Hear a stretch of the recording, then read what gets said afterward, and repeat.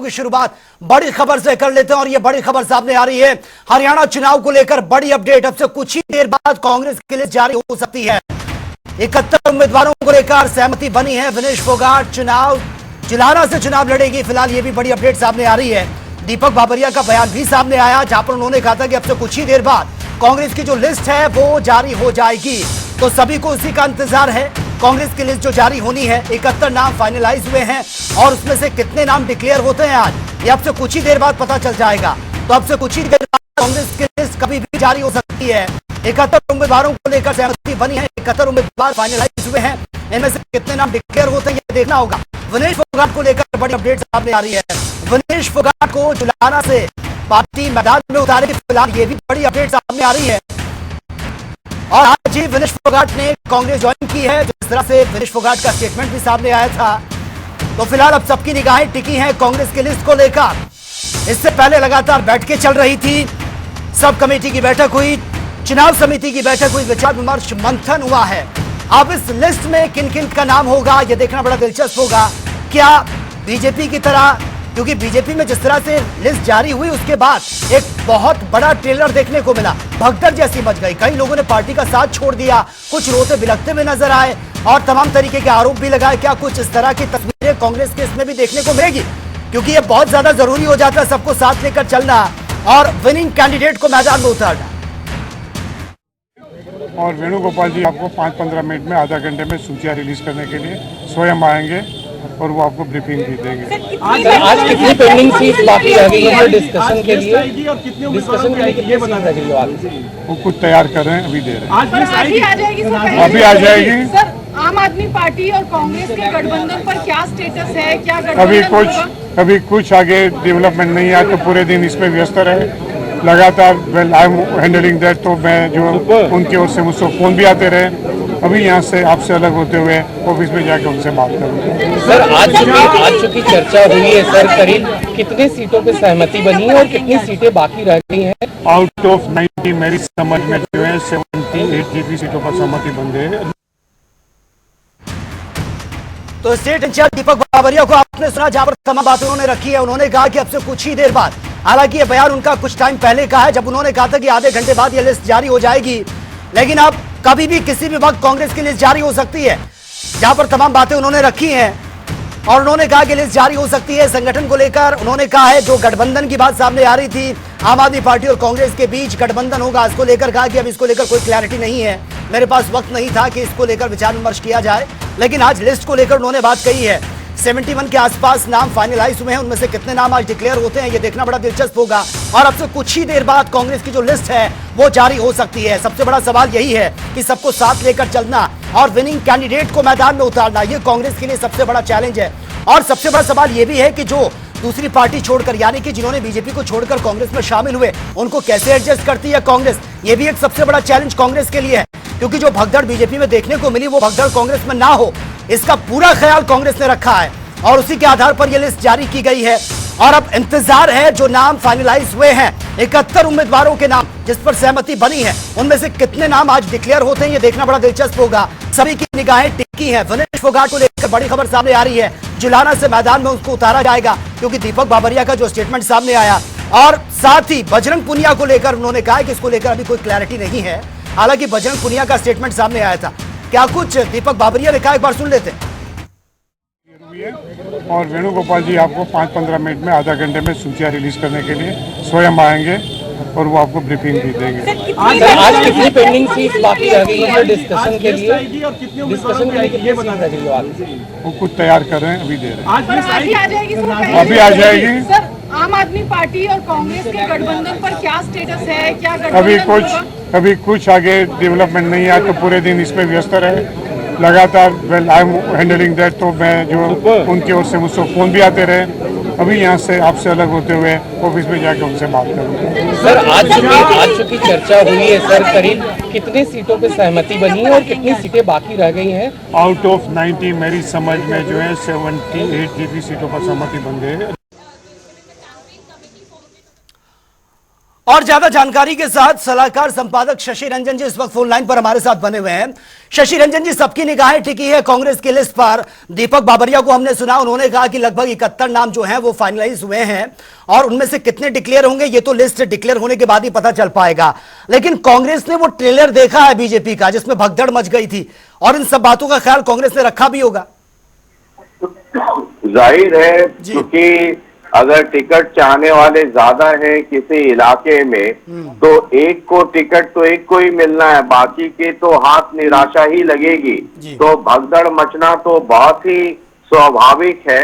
और ये जरूर कहा जा सकता है कि अब से कुछ देर में कांग्रेस की लिस्ट आ रही है और जनता टीवी पर हमारे जो सूत्र हैं उनके हवाले से जो नाम बताए जा रहे हैं कि ये नाम लगभग तय हो गए हैं, वो हम अपने दर्शकों के साथ साझा कर रहे हैं और थोड़ी देर में वो लिस्ट भी आ जाएगी।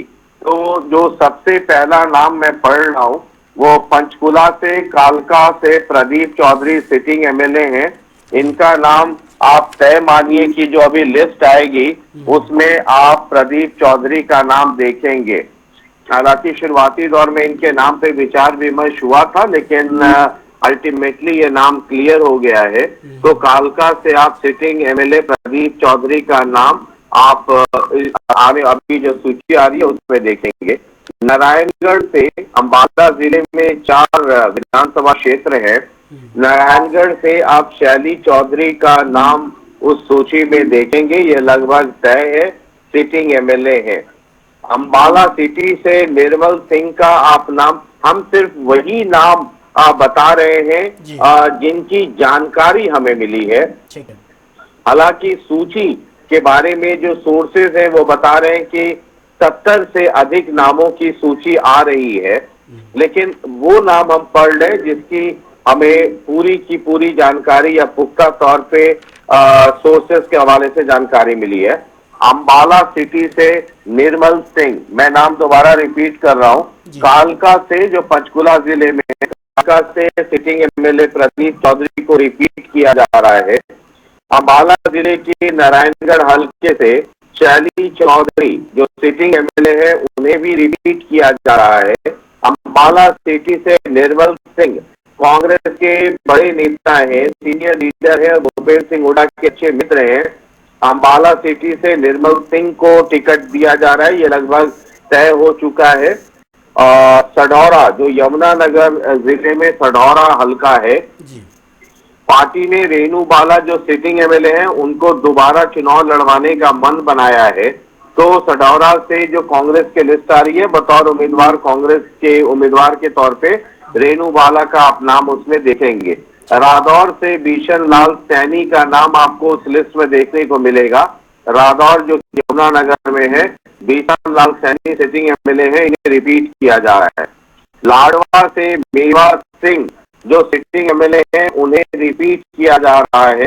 कुरुक्षेत्र डिस्ट्रिक्ट में ये लाडवा हल्का है और अब मेवा सिंह का मुकाबला होगा बीजेपी के कैंडिडेट मौजूदा मुख्यमंत्री नायब सिंह सैनी से। तो ये आपको बहुत दिलचस्प लड़ाई लाडवा में देखने को मिलेगी। शाहाबाद जो कि जहां से रामकर्ण काला जेजेपी के टिकट पर जीत करके आए थे पिछली बार 2019 में और अब वो कांग्रेस में है, जेजेपी से इस्तीफा दे दिया। तो जो लिस्ट अभी आ रही है उसमें आपको शाहबाद से रामकर्ण काला का नाम देखने को मिलेगा। तो बहुत आश्चर्य नहीं होना चाहिए, रामकर्ण काला जेजेपी से इस्तीफा देके कांग्रेस में शामिल हुए हैं और शाहबाद से आपको रामकर्ण काला और अभी सिटिंग एमएलए भी है वहां से, उनका नाम आपको लिस्ट में देखने को मिलेगा। थानेश्वर से अशोक अरोड़ा जो कि बहुत ही सीनियर लीडर हैं, इनका नाम आपको बताया और यहाँ से बीजेपी के उम्मीदवार हैं सुभाष सुधा जो कि मौजूदा एमएलए, सिटिंग एमएलए हैं और फिलहाल मिनिस्टर भी हैं नायब सिंह सैनी मंत्रिमंडल में। तो आपको ये नाम मिलेगा। चौथी सीट जो है कुरुक्षेत्र जिले की वो है पेहवा जो कि बहुत चर्चा में रही संदीप सिंह की वजह से, जो वहां से सिटिंग एमएलए हैं बीजेपी के। यहाँ से आपको कांग्रेस उम्मीदवार के तौर पे मनदीप सिंह चड्ढा का नाम आपको देखने को मिलेगा। पूरी संभावना है कि मनदीप चड्ढा, जो हमारे सोर्सेज हैं वो ये बता रहे हैं कि मनदीप चड्ढा के ऊपर पार्टी ने मन बना लिया है। करनाल में राकेश कंबोज इंद्री, करनाल जिले की इंद्री हलके से राकेश कंबोज का नाम आपको लिस्ट में देखने को मिल सकता है। जो हमारे सोर्सेज बता रहे हैं कि इंद्री से, करनाल जिले के इंद्री हलके से बतौर कांग्रेस कैंडिडेट राकेश कंबोज का नाम आपको देखने को मिल सकता है। असंध से सिटिंग एमएलए शमशेर गोगी, इनका भी नाम आपको, अभी जो सूची जारी हो रही है थोड़ी देर में, उसमें आपको शमशेर गोगी का भी नाम आपको देखने को मिलेगा। लगभग पार्टी ने ये तय किया है कि असंध से कांग्रेस के टिकट पे शमशेर गोगी को भी 2024 में चुनाव लड़वाया जाए। पानीपत में अगर जिले में आते हैं तो पानीपत सिटी से वीरेंद्र शाह का नाम लगभग तय हो गया है और बतौर कैंडिडेट, कांग्रेस कैंडिडेट वीरेंद्र शाह को चुनावी मैदान में उतारा जाएगा। ये हालांकि ये सब संभावित हैं, जो नाम तय हैं, जो हमारे सोर्सेज के हवाले से जो खबर मिल रही है हम उसके मुताबिक बता रहे हैं आपको। तो पानीपत सिटी से वीरेंद्र शाह का नाम आप इस सूची में देख सकते हैं। इसराना से बलबीर वाल्मीकि का नाम आपको अभी जो सूची आ रही है उसमें देखने को मिलेगा। सिटिंग एमएलए हैं, तो ये भी नाम आप तय मान के चलिए। पार्टी ने मन बना लिया है कि बलबीर वाल्मीकि को कांग्रेस के टिकट पर इसराना से चुनाव लड़ाया जाए। गन्नौर से, जो सोनीपत जिले की सीट है गन्नौर, वहां से कुलदीप शर्मा को आप बतौर कांग्रेस कैंडिडेट देख पाएंगे और जो सूची जारी हो रही है उसमें कुलदीप शर्मा का भी नाम आपको देखने को मिलेगा। गन्नौर सीट पे कांग्रेस कुलदीप शर्मा, जो कि बहुत सीनियर लीडर है कांग्रेस पार्टी में, उनको कैंडिडेट बनाने का लगभग मन बना चुकी है। खरखौदा सीट से जयबीर वाल्मीकि के नाम पर पार्टी में सहमति लगभग बन गई है और उनका नाम भी आपको सूची में देखने को मिल सकता है। सबसे आश्चर्य आपको होगा सोनीपत, जो हमारे सोर्सेज बता रहे हैं कि कल देर शाम तक या आज दोपहर तक जो नाम तय हुआ है उसमें सुरेंद्र पवार को पार्टी मैदान में उतार सकती है। हालांकि पहले यह चर्चा थी कि उनकी बहू समीक्षा पवार को टिकट दिया जाए और समीक्षा पवार को मैदान में उतारा जाए या सुरेंद्र पवार को मैदान में उतारा जाए, इसको लेकर के बहुत चर्चा चली है अंदर। और जो हमारे सोर्सेज बता रहे हैं, हो सकता है कि समीक्षा पवार का भी नाम आपको देखने को मिल जाए सोनीपत हल्के से कांग्रेस की सूची में, लेकिन सोर्सेज बता रहे हैं कि सुरेंद्र पवार को पार्टी चाहती है कि उन्हें उतारा जाए। हालांकि सुरेंद्र पवार अभी कानूनी प्रक्रिया के तहत सलाखों के पीछे हैं, लेकिन हमारे सोर्सेज बता रहे हैं कि सुरेंद्र पवार पे ही पार्टी दांव खेलना चाहेगी। बहुत सारे कारण हो सकता है कैलकुलेट किया हो और उसके बाद ये तय हुआ हो कि सुरेंद्र पवार को वहां से उतारा जाए। सोनीपत जिले की दूसरी सीट जो है गोहाना, वहां से जयबीर वाल्मीकि का नाम आपको देखने को मिल सकता है। जयबीर वाल्मीकि कांग्रेस के कैंडिडेट रिपीट हो सकते हैं गोहाना सीट से। बड़ौदा से इंदुराज नरवाल के ऊपर सहमति लगभग बन गई है और सिटिंग एमएलए भी हैं, तो बड़ौदा से इंदुराज नरवाल का आप नाम अब जो सूची आ रही है उसमें देख पाएंगे। सबसे जो ड्रामा चलता रहा पिछले कुछ दिनों में विनेश फोगाट को लेकर के, तो जुलाना सीट से विनेश फोगाट कांग्रेस कैंडिडेट के तौर पर मैदान में आपको नजर आएंगी। ये सबसे बड़ी खबर है और आज शाम से, हालांकि बाबरिया साहब ने इसके बारे में कह भी दिया है, अब कुछ वैसा ब्रेकिंग रह नहीं गया, लेकिन जुलाना से विनेश फोगाट को आप देख पाएंगे कांग्रेस कैंडिडेट के तौर पे। तो अगला नाम सफीदो हल्के यानी जींद जिले के सफीदो हल्के से सुभाष गांगुली ये आपको बतौर कांग्रेस कैंडिडेट अभी जारी हो रही सूची, उसमें आपको ये नाम देखने को मिलेगा। सफीदों से सुभाष गांगुली आपको बतौर कैंडिडेट, कांग्रेस कैंडिडेट अभी देखने को मिलेंगे। जो सूची आ रही है अब से कुछ देर में आ जानी चाहिए। हो सकता है ये मेरे अभी सारे नाम पढ़ते पढ़ते ही बीच में ये सूची आ जाए, तो उस पे भी नजर रखने की जरूरत होगी। उसके बाद उचाना, जहां से दुष्यंत चौटाला ने नॉमिनेशन फाइल कर दिया है, और आपको पता है चौधरी बीरेंद्र सिंह परिवार और चौटाला परिवार में किस तरह की मोहब्बत है। तो उचाना से दुष्यंत चौटाला का मुकाबला कांग्रेस की तरफ से विजेंद्र सिंह करेंगे, जो हिसार से सांसद रहे बीजेपी के टिकट पर, इस्तीफा दिया, कांग्रेस में आए, कांग्रेस में लोकसभा टिकट मिल नहीं पाया। चौधरी बीरेंद्र सिंह के बेटे हैं, आईएएस से नौकरी छोड़ी, पॉलिटिक्स में आए। तो उचाना से आपको विजेंद्र सिंह बतौर कांग्रेस कैंडिडेट, जो सूची आ रही है उसमें यह नाम आपको देखने को मिल सकता है। सिरसा जिले के कालावाली से आपको शीशपाल कहरवाला का नाम आपको देखने को मिलेगा। सिटिंग एमएलए हैं शीशपाल कहरवाला, बहुत ही महत्वपूर्ण नेता है उस इलाके में।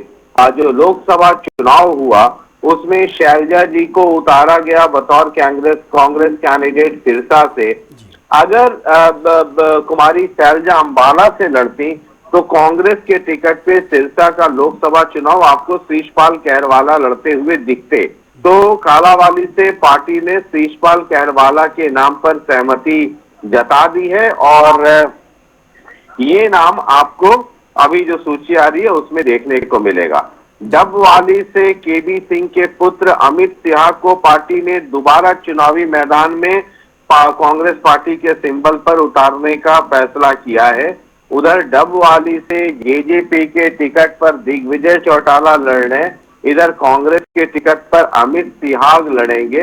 बीजेपी में अभी असमंजस का दौर चल रहा है, वो फाइनल होना है, शायद आज रात तक वहां का भी फाइनल हो जाए।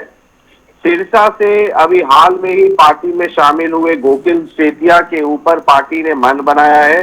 गोकुल सेतिया 2019 का चुनाव इंडिपेंडेंट लड़े थे और आईएनएलडी का उन्हें समर्थन प्राप्त था। इस बार सिरसा शहर से गोकुल सेतिया को कांग्रेस पार्टी ने टिकट देने का लगभग मन बना लिया है, और उधर उनका मुकाबला हलोपा के गोपाल कांडा से होनी है। तो ये आपको सिरसा की तस्वीर है। एलनाबाद, जहां से आईएनएलडी के एकमात्र एमएलए चुनकर आए हैं चौधरी अभय सिंह चौटाला, उनका मुकाबला इस बार कांग्रेस की तरफ से भरत सिंह बेनीवाल करेंगे। ये पार्टी ने लगभग मन बना लिया है कि एलनाबाद से भरत सिंह बेनीवाल कांग्रेस पार्टी के उम्मीदवार हो सकते हैं। एक नाम हिसार में आदमपुर से रिटायर्ड आईएएस ऑफिसर चंद्र प्रकाश का नाम जो हमें सूचना मिली है, लेकिन अब से आधे घंटे पहले एक और सूचना आ रही है। अगर ये आधे घंटे के अंदर अगर कुछ मसला बदला है तो मैं कह नहीं सकता। शायद ये कहा जा रहा है कि आदमपुर से जयप्रकाश, जो कि सिरसा हिसार से अभी मौजूदा सांसद हैं कांग्रेस पार्टी की तरफ से, उनके बेटे विकास को शायद वहां से दिया जाए। लेकिन आदमपुर से चंद्र प्रकाश को टिकट दिया जाएगा, लगभग ये मन बना लिया है पार्टी ने। तो आदमपुर से चंद्र प्रकाश, और अगर अभी एक घंटे के अंदर कोई अगर परिवर्तन हुआ हो तो जेपी के बेटे विकास को भी आप देख सकते हैं। लेकिन जो हमारे पास सूचना है उसके मुताबिक आदमपुर से रिटायर्ड आईएएस ऑफिसर चंद्र प्रकाश को पार्टी ने मैदान में उतारने का फैसला किया है।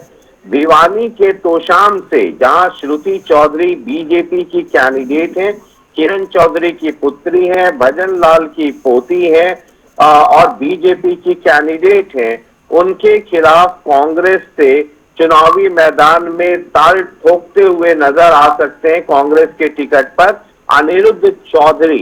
अनिरुद्ध चौधरी को पार्टी तोशाम से चुनाव लड़ा सकती है, लगभग सहमति बन गई है।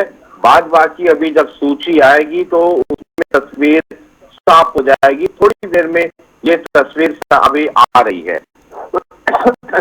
रोहतक जिले पर आ जाइए तो महम से आनंद सिंह दांगी के पुत्र बलराम दांगी को पार्टी ने चुनावी मैदान में उतारने का मन बनाया है और लगभग सहमति बन गई है। तो महम से जहां पर अभी इंडिपेंडेंट एमएलए के तौर पे बलराज कुंदू उस इलाके का प्रतिनिधित्व कर रहे हैं, तो वहां पर महम से कांग्रेस की तरफ से ताल ठोकने के लिए तैयार किए जा रहे हैं आनंद दांगी के पुत्र बलराम दांगी। बीजेपी ने भी अपना सीट डिक्लेयर कर दिया है और उधर से बलराज कुंदू भी होंगे, उन्होंने अपनी अलग पार्टी बनाई है। तो ये दिलचस्प मुकाबला होगा महम का। गढ़ी सांपला किलोई में कोई ब्रेकिंग न्यूज नहीं है। भूपेंद्र सिंह हुड्डा कैंडिडेट हैं, पिछले कई बार से वो लगातार वहां से जीत रहे हैं। तो भूपेंद्र सिंह हुड्डा, अगर मैं ये कहूं कि पार्टी ने मन बना लिया है तो बड़ा बहुत बचकानी बात होगी। तो गढ़ी सांपला किलोई से भूपेंद्र सिंह हुड्डा आपको दोबारा वहां से चुनाव लड़ते हुए नजर आएंगे कांग्रेस के टिकट पर। रोहतक से पार्टी ने बीबी बत्रा को दोबारा चुनावी मैदान में कांग्रेस के टिकट पर उतारने का मन बना लिया है और रोहतक से बीबी बत्रा चुनाव लड़ेंगे कांग्रेस के टिकट पर। कलानौर से शकुंतला खटक दोबारा कांग्रेस के टिकट पर चुनाव लड़ती हुई नजर आएंगी। अभी से कुछ देर में बाद जो सूची आ रही है उसमें आपको कलानौर से शकुंतला खटक का नाम आपको देखने को मिलेगा। पार्टी ने लगभग तय कर दिया है।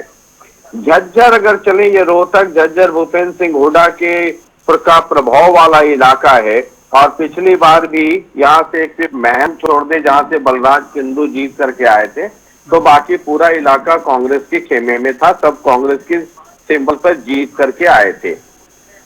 बहादुरगढ़ से राजेंद्र जून को दोबारा पार्टी ने कैंडिडेट बनाने का मन बनाया है। बहादुरगढ़ से राजेंद्र जून कांग्रेस के उम्मीदवार के तौर पे अभी जो सूची आ रही है उसमें यह नाम आपको नजर आ जाएगा। बादली से कुलदीप वत्स का बेचारे का बीपी बहुत ऊपर नीचे हो रहा था कि बजरंग पुनिया चुनाव लड़ेंगे, तो सोशल मीडिया में कई बार चल जाता था कि बजरंग पुनिया को बेरी से लड़ाया जाएगा तो बादली से लड़ाया जाएगा।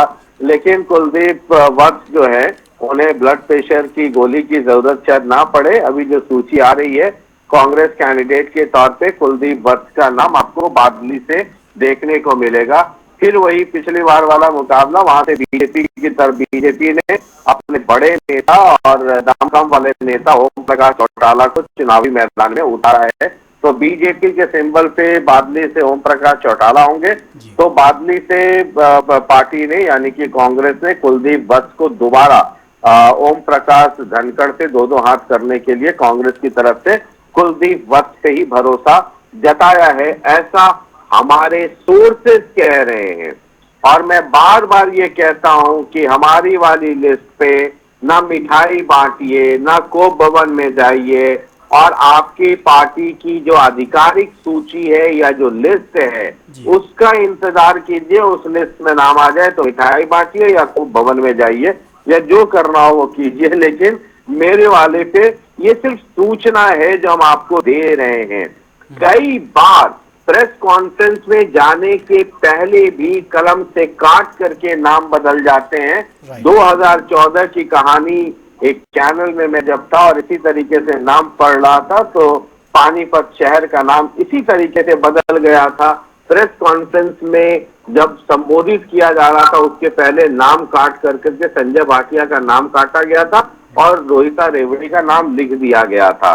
तो इसीलिए मैं कहता हूं एहतियातन क्रिकेट और पॉलिटिक्स में आखिरी गेंद पे भी बहुत कुछ होता है। इसलिए मेरी वाली सूची को आप बतौर जानकारी इस्तेमाल करें और मिठाई बांटने के लिए या कोप भवन में जाने के लिए पार्टी की आधिकारिक सूची का इंतजार करें।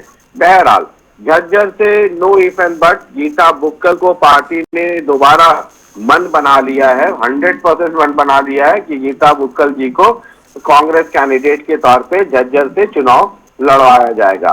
बेरी से पार्टी के बहुत ही सीनियर लीडर रघुवीर कात्यायन जी को दोबारा पार्टी वहां से चुनाव लड़वाने का मन बना चुकी है। और अब से थोड़ी देर में जो सूची आ रही है उसमें आपको रघुवीर कात्यायन जी का नाम देखने को मिलेगा। ईडी को लेकर के बहुत चर्चा हो रही है, लेकिन महेंद्रगढ़ से रौदान सिंह को पार्टी ने अपना कैंडिडेट बनाने का मन बनाया है। एक तरफ सुरेंद्र पवार के बारे में भी सूचना है, तो इसका मतलब ये है कि जो कांग्रेस ईडी के खिलाफ इतना प्रदर्शन कर रही है, तो ये भी एक कारण है कि इन लोगों के टिकट पर कोई संकट नहीं आया है। ईडी के मामले चल रहे हैं, बावजूद इसके कांग्रेस पार्टी का ये कहना है कि ईडी की जो कार्रवाई हो रही है वो राजनीति से प्रेरित है, इसलिए इनमें से किसी का सुरेंद्र पवार सलाखों के पीछे, फिर भी पार्टी ने एक बड़ा स्टैंड लिया है। और हालांकि आधिकारिक आ जाए लिस्ट तब सीना ठोक के ये बात कह पाएंगे, लेकिन जो सोर्सेज हमारे बता रहे हैं, तो महेंद्रगढ़ से कांग्रेस के टिकट पर आप रौदान सिंह को चुनाव लड़ते हुए देख पाएंगे, या उस सूची में फिलहाल आप नाम देख पाएंगे। रेवाड़ी से कैप्टन अजय यादव और लालू यादव के दामाद 2019 में कांग्रेस के टिकट पर चुनाव जीते हुए यानी सिटिंग एमएलए चिरंजीव राव को दोबारा आप कांग्रेस के टिकट पर रेवाड़ी से चुनाव लड़ते हुए देखेंगे। जो सूची आ रही है उसमें चिरंजीव राव का भी नाम आप देखेंगे। तो रेवाड़ी से पार्टी ने लगभग मन बना लिया है कि चिरंजीव राव, और कैप्टन अजय यादव ने तो वो बता भी दिया है कि अभी लिस्ट आई भी नहीं है, लेकिन कैप्टन अजय यादव ने कह दिया है कि उनका बेटा जो है चिरंजीव राव वो 9 तारीख को नॉमिनेशन फाइल करेगा। बहरहाल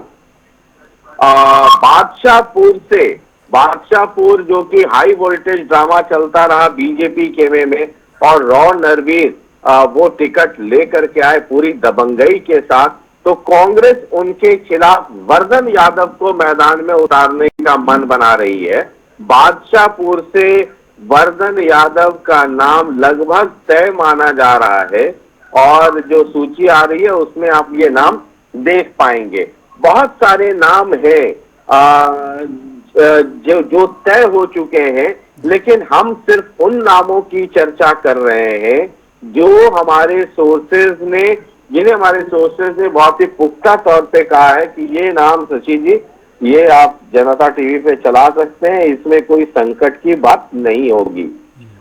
नूह में आफ्ताब अहमद, मामन खान और मोहम्मद इलियास, इन तीनों का नाम लगभग तय है। नूह से बहुत ही सीनियर लीडर हैं आफ्ताब अहमद, हुडा जी की मंत्रिमंडल में बाद में ये मंत्री भी बने थे। तो आफ्ताब अहमद का नाम नूह से जो अभी सूची आ रही है आप उसमें देख पाएंगे, कोई इफ एंड बट नहीं है। फिरोजपुर जिरका से मामन खान के भी बारे में बताया जा रहा है कि उनका नाम क्लियर हो गया है और उन पे सहमति बन गई है, और कांग्रेस की जो सूची आ रही है फिरोजपुर जुर्का से आप मामन खान का भी नाम उसमें देख पाएंगे। पुराना से मोहम्मद इलियास का भी नाम आप आने वाली सूची में देख पाएंगे। हालांकि बहुत विलंब हो रहा है, सूची तो अब तक आ जानी चाहिए थी। शायद जब तक हम ये लिस्ट पढ़ लें तो किसी भी क्षण वो सूची आ जाए, उसमें कहीं कोई इफ एंड बट नहीं है। तो पुराना से मोहम्मद इलियास को पार्टी ने यानी कांग्रेस ने दोबारा कैंडिडेट बनाने का मन बना लिया है।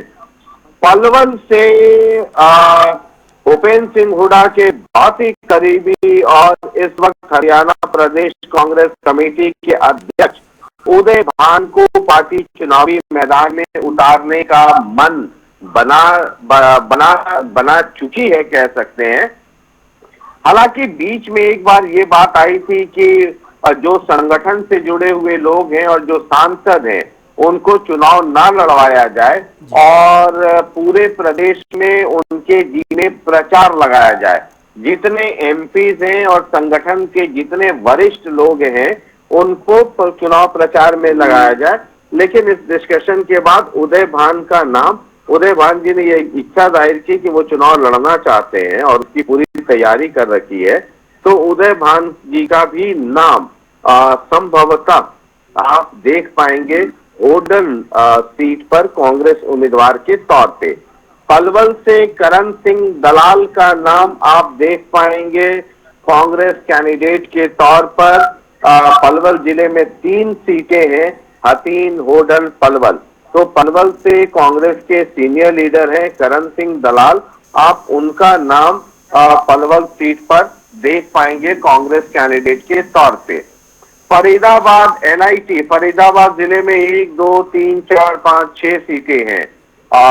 हिसार के बाद सबसे बड़ा जिला फरीदाबाद है, जहां पर 6 हलके हैं।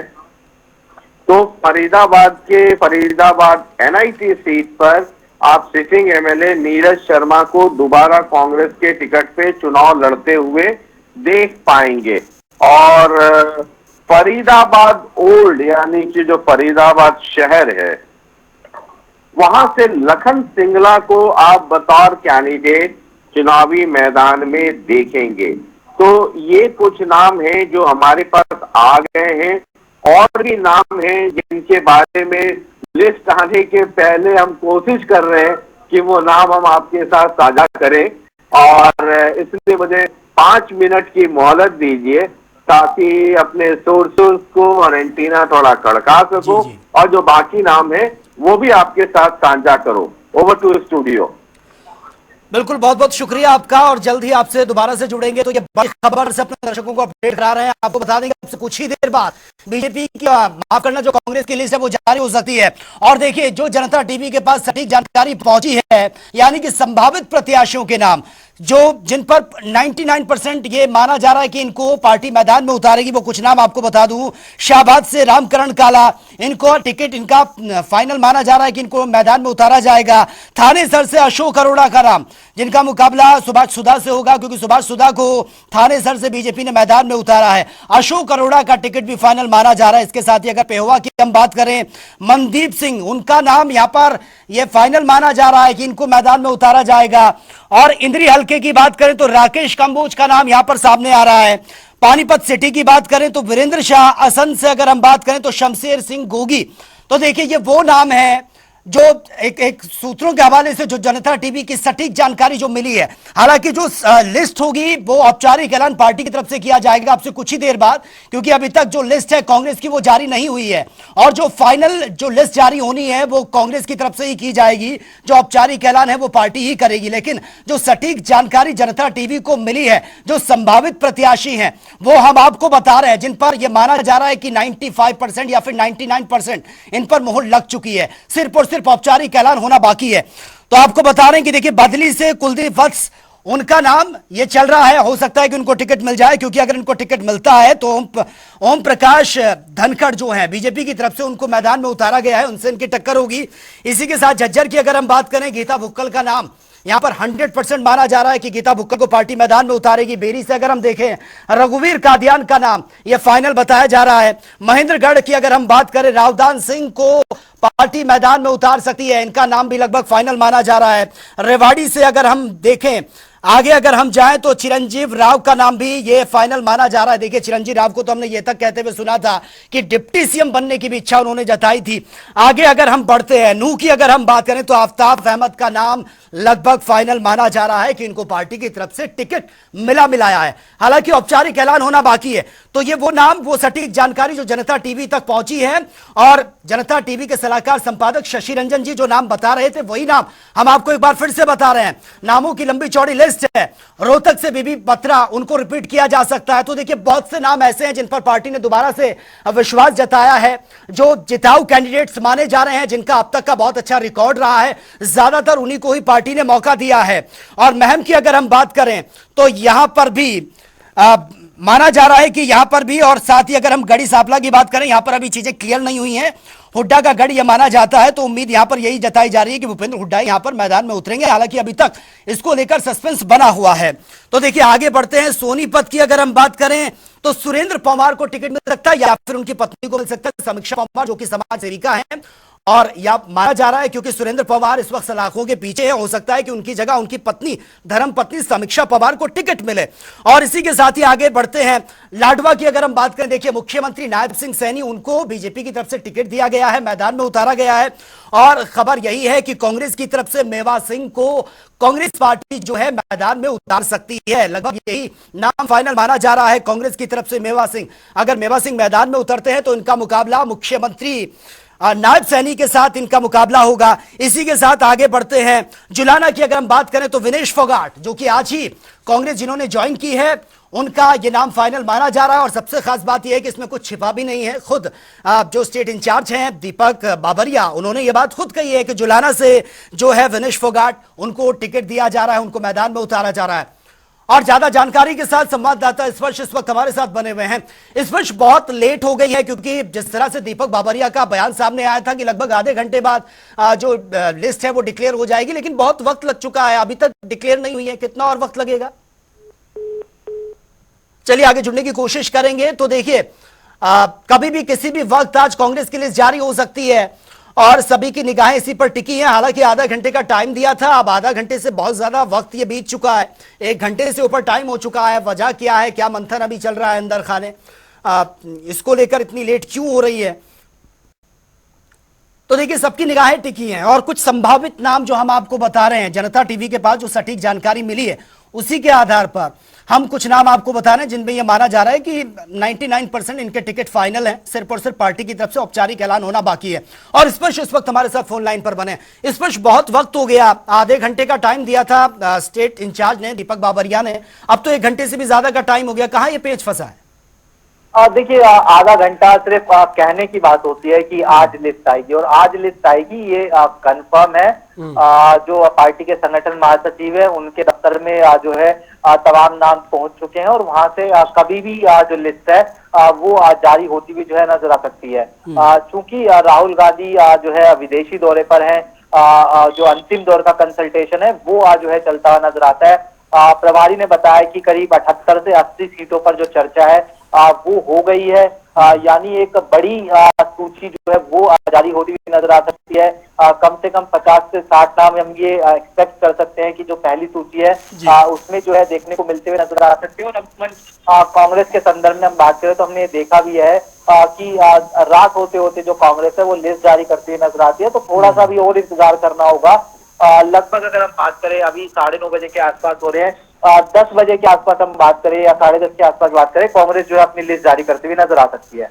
बिल्कुल स्पष्ट। लेकिन जो एक अलायंस को लेकर भी बात सामने आ रही थी, बातें नहीं बन पा रही हैं, कहीं ना कहीं सीट शेयरिंग को लेकर पेच फंसा हुआ है। जो कांग्रेस ऑफर कर रही है आम आदमी पार्टी उसको मानने को तैयार नहीं है, क्या ये भी एक वजह हो सकती है? देखिए, अलायंस को लेकर मतलब अगर हम माने बकौल दीपक बाबरिया 78 सीटें अगर क्लियर हो गई हैं, 10 सीटें बच गई हैं, तो उनमें से अब जो है अलायंस के साथ में बातचीत होती हुई जो है नजर आएगी। और जिस प्रकार से हम पहले ही जानकारी दे रहे हैं कि कांग्रेस हरियाणा में 5 के आसपास जो सीटें हैं वो आम आदमी पार्टी को देना चाहती है, आम आदमी पार्टी 10 सीटें चाहती है और वही सीटें कहीं ना कहीं पेंडिंग अभी जो है देखने को मिलती हुई नजर आ रही है। तो ऐसे में अलायंस को लेकर अब बातचीत का दौर देखने को मिलता हुआ नजर आएगा। कांग्रेस पहले